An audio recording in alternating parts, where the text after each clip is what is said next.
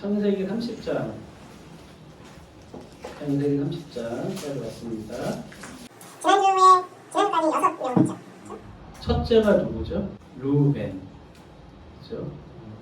둘째가 시므온, 셋째가 레위, 넷째가 유다.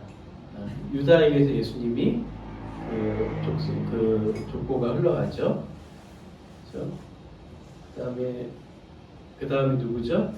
비라, 라헬의 그 몸종 비라를 통해서 누가 났죠? 단, 납달리. 이렇게 6. 그리고 오늘 레아의 몸종을 통해서 갓과 아셀이 났고, 또 레아를 통해서 오늘 지금 누구 났나요? 오늘 읽어보면 이사갈, 스불론, 그리고 딸 디나까지. 그리고 마지막에 라헬이 누굴 낳나요? 요셉. 요셉이 마지막 아들인가요? 요셉의 동생이 있죠. 그렇죠? 마지막 아들 누구죠? 베냐민. 오늘 12아들을 쭉 보는데 여러분이 개인적으로 보면서 그 축복을 좀 욕심을 냈으면 좋겠어요. 나도 그런 축복을 받았으면 좋겠다. 나도 아셀과 같은 그런 축복을 받았으면 좋겠다. 나도 스불론과 같은 축복의 사람이 됐으면 좋겠다. 그렇죠? 근데 루벤과 같은 사람이 되면 안 되겠죠. 그렇죠? 아비의 침상을 더럽힌. 그렇죠? 그러니까 잘 모르면은 큰일 납니다. 기도할 때 괜히 루벤과 같은 사람이 되게 주시옵소서 이러면 안 돼요. 그러니까 알아야 되는 거야. 알아야지 제대로 기도하지. 제대로 기도해야 돼요. 지난주까지 6명의 아들들을 봤죠. 아들들이 흠이 많고 허물이 많습니다. 굉장히 그 허물 많은 인생이지만 하나님께서 대제사장의 그 가슴에 12보석이 그들이 되도록 은혜를 주셨어요.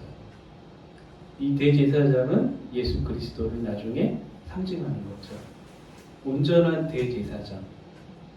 히브리서에 보면은 그분이 예수 그리스도라 이렇게 얘기를 합니다. 예수님의 그 마음판에 새겨진 12보석 중에 하나라는 거예요. 그러니까 하나님의 은혜죠. 하나님의 은혜. 우리가 하나님께 받은 은혜라는 거예요. 도저히 하나님의 백성이 될 수 없는 허물과 죄로 죽었던 우리를 그렇게 얘기하고 있잖아요. 이게 우리의 본질이거든요. 우리 이미 허물과 죄로 인해서 죽은 존재예요. 이미 삶의 어떤 그런 희망이 없는 존재이죠. 우리가 목숨이 붙어있다고 살고 있는 게 아니거든요. 이미 죽었다 이렇게 얘기하고 있어요. 본질상 우리가. 근데 하나님의 은혜로 우리가 죄의 가리움을 받고 용서를 받은 거죠. 하나님의 사랑은 용서입니다. 사랑하는 것은 뭐 하는 것이다? 용서하는 것이다. 영어로 하면 뭐죠? 우리 유아? Love is to forgive. 그치. 역시 수제자. 어제 가르쳐준 문장입니다. 사랑하는 것은 용서하는 것이다. 우리 기독교의 굉장히 중요한 그 핵심적인 거죠. 사랑하는 것은 용서하는 것이다. 근데 우리가 사랑할 만한 사람 사랑하는 거는 칭찬받을 일이 아니죠. 그렇죠? 내 애인 사랑하는 건 칭찬받을 일입니까? 어디 가서 나는 애인을 사랑합니다. 그러면 대단하다. 어떻게 그럴 수 있니? 그렇게 안 하죠. 그렇죠? 애인 사랑하면은 그냥 약간 좀 고가운 눈으로 보죠. 잘났다. 그렇죠? 용서할 만한 사람 용서하는 건 너무 당연한 거예요. 근데 우리가 중요한 거는 사랑할 수 없는 사람, 용서할 수 없는 사람, 사랑할 수 없는 사람을 사랑하고 용서할 수 없는 사람을 용서한다는 거. 그건 정말 어려운 거. 좀 불가능에 가까운 겁니다. 근데 그 사랑을 하나님 우리에게 보여주셨다는 거예요. 우리는 용서받을 수 없는, 사랑받을 수 없는 존재인데 하나님 우리를 용서해 주시고 우리를 사랑해 주셨다는 거예요. 하나님 그 사랑이 우리를 용서해 주셨고 그것을 십자가 위에서 보여주셨죠. 그분의 독생자 예수 그리스도를 우리에게 보내주셔서 우리의 죄를 담당하시도록 하셨다는 거. 그렇죠? 우리는 조금도 손해보려고 하지 않잖아요. 기억합니까? IT 지진? 제가 그때 그런 얘기 했잖아요. 어떤 기자가 우리나라 초등학교밖에 안 된 아이가 거기 이제 교육할 데가 없으니까 다 무너져서 교육할 데가 없으니까 천막 같은 거, 텐트 같은 거 치고 유치원부터 대학생까지 다 몰아서 같이 교육을 받는 거예요. 제대로 된 교육이 아닌 거죠. 근데 그 어린 아이 기자가 물어봤잖아요. 뭘 가장 원하냐고 지금. 원하는 게 뭐냐. 그랬더니 그 아이가 초등학교 한 저학년밖에 안 된 아이가 똘망똘망한 눈으로 공부할 수 있는 학교에 가고 싶어요. 저는 그게 굉장히 인상이 깊었어요. 왜냐하면 우리나라 애들 학교 가기 싫어하잖아요. 학교 좀 안 갔으면. 그렇죠? 어쩌면 우리가 너무 풍요로움이 주는 좀 아이러니가 아닐까. 풍요 속에 이 정신은 너무 빈곤해지지 않았나 그런 생각을 합니다. 세월이 흘러서 하나님께서 라헬을 생각하셨다. 이 말이 하나님이 그냥 심심해서 갑자기 어느 날 라헬이 있었지 이게 아니라 라헬이 그 수많은 세월 속에서 마음이 내려간 거죠. 마음이 겸손해진 거예요. 우리가 하나님 누가 만나나요? 겸손한 자가 만나요. 교만, 패망의 앞잡이라고 했잖아요. 교만. 겸손한 자만이 하나님을 만날 수 있어요. 마음이 좀 겸손해진 거죠, 라헬이. 하나님께서 라헬을 생각하시고 은혜를 주셨어요. 굉장히 라헬이 어쩌면 자기중심적이고 자신감이 꽉 차있고 그랬던 그것이 이제 어느 날 수치심으로, 어느 날 고통과 괴로움으로 그렇게 있을 때 하나님이 라헬을 찾아보신 거죠. 그리고 하나님께서 라헬의 태를 여셨어요. 그때. 그러니까 우리가 생명이 나고 이게 태어나고 이 모든 것들이 하나님의 주권 속에 있는 거죠. 하나님께서 라헬의 태를 여셨어요. 라헬의 태를.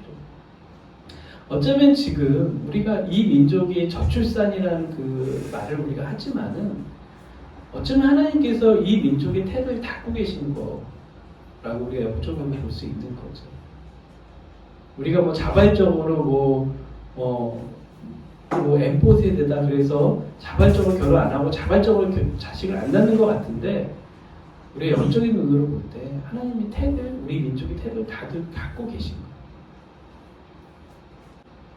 지금 라헬의 태를 하나님께서 다시 여셨죠. 그리고 라헬이 아기를 낳고 뭐라 합니까?